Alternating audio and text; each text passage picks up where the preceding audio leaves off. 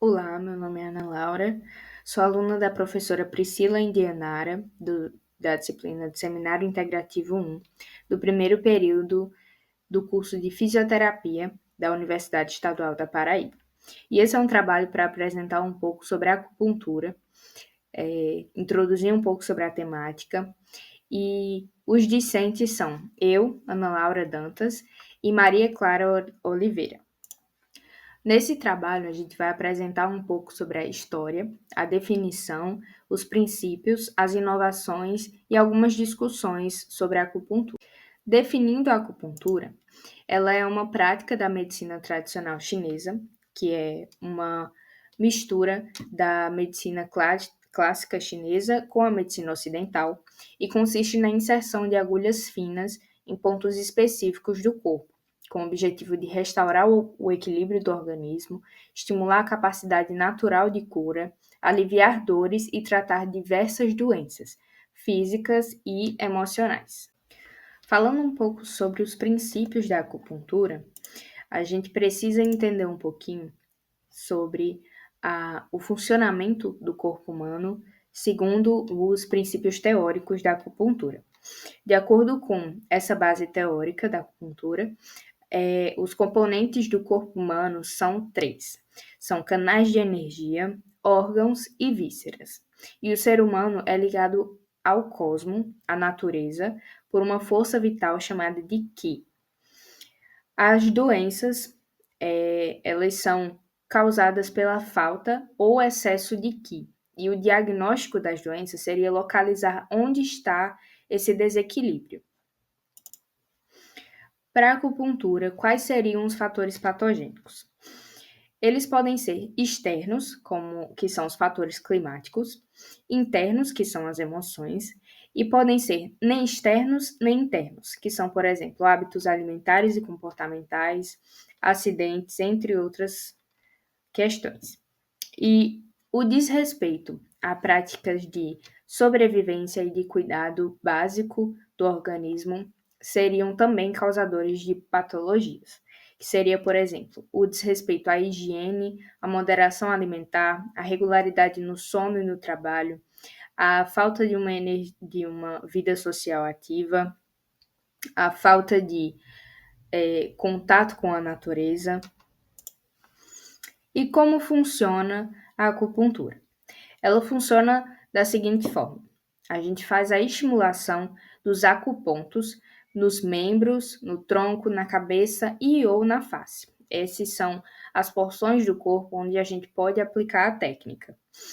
Esses acupontos são concentrações de terminações nervosas que possuem contato direto com o sistema nervoso central, além de serem áreas extremamente vascularizadas e são tidos como pontos de baixa resistência elétrica da pele. Então, podemos aplicar estímulos elétricos nesses pontos, que serão mais facilmente difundidos no corpo. Eles podem ser motores, que são os acupontos do tipo 1, podem ser localizados medianas anterior ou posterior do corpo, que são os acupontos de tipo 2, e podem ser acupontos de alta densidade nervosa, que são de tipo 3. Quais são os efeitos dessa técnica?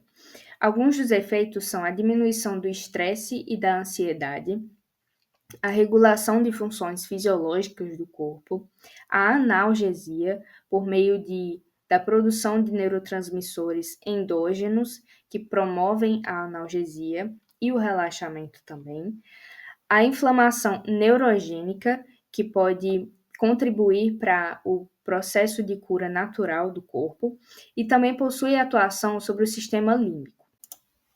Apesar dos inúmeros benefícios, há algumas contraindicações para o uso da técnica. Algumas delas são gestação, dermatites, visto que a aplicação das agulhas no corpo pode causar pequenas irritações na pele, então pessoas que possuem uma reatividade maior da pele a tais estímulos podem não se beneficiar da técnica. Áreas tumorais, portadores de marca-passo, visto que o material das agulhas é metal e o tratamento é indicado apenas após elaborado o diagnóstico, tendo em vista que o uso da técnica antes do diagnóstico pode acabar mascarando sinais e sintomas de algum diagnóstico de alguma outra patologia.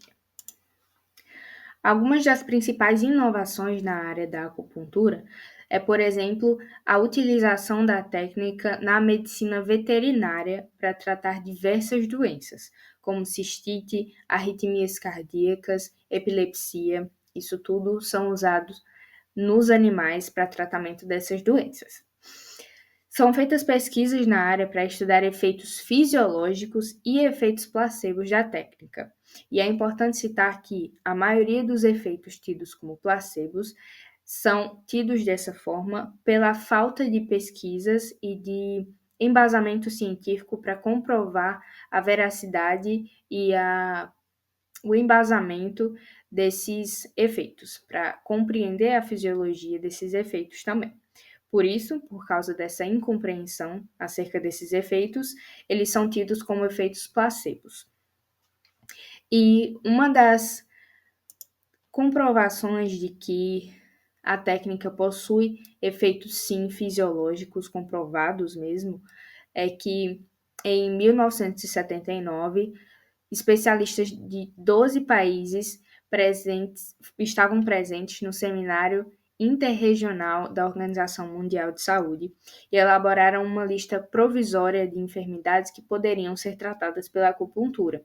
E entre elas estavam a sinusite e a rinite, que são doenças respiratórias crônicas não transmissíveis que podem se beneficiar dessa técnica para o tratamento.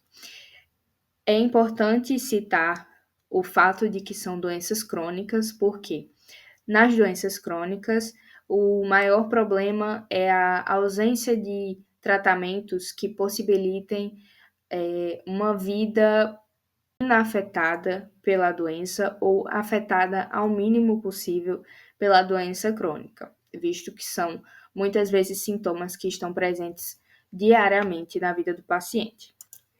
E algumas discussões importantes para fazer na área é que a escassez de informações sobre a técnica é um problema, ainda se pesquisa pouco sobre a área, mas é uma área que tem interessado cada vez mais profissionais da saúde. E devido a essa falta de informações e a escassez de evidências científicas que expressem comprovadamente a eficácia dos efeitos da acupuntura, a técnica tem o uso muito limitado. A maioria da lista de efeitos que a acupuntura traz é carregada de conhecimentos empíricos, o que, infelizmente, é muito desconsiderado pela maioria dos profissionais.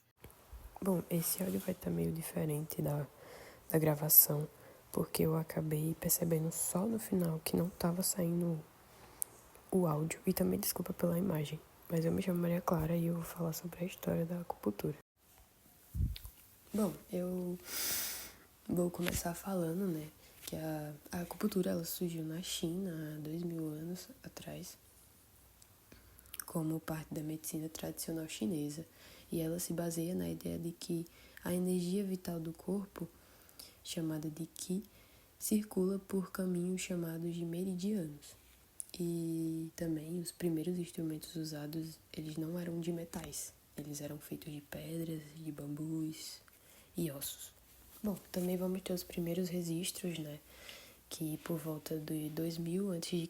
foi escrito o texto mais antigo sobre a acupuntura, o Huang Neijing, também chamado de O Clássico do Imperador Amarelo. Esse livro é considerado base da teoria da medicina chinesa e nele já se falava dos meridianos e dos pontos de acupuntura. Durante a dinastia Han Tang Song, a acupuntura ela foi organizada e registrada em manuais médicos e a técnica ela vai ser vai passar a ser utilizado, né, as agulhas de metais, né. Bom, também vamos ter a expansão para outros países. A lã vai ser passada para o Japão, depois para a Coreia e posteriormente para o Vietnã.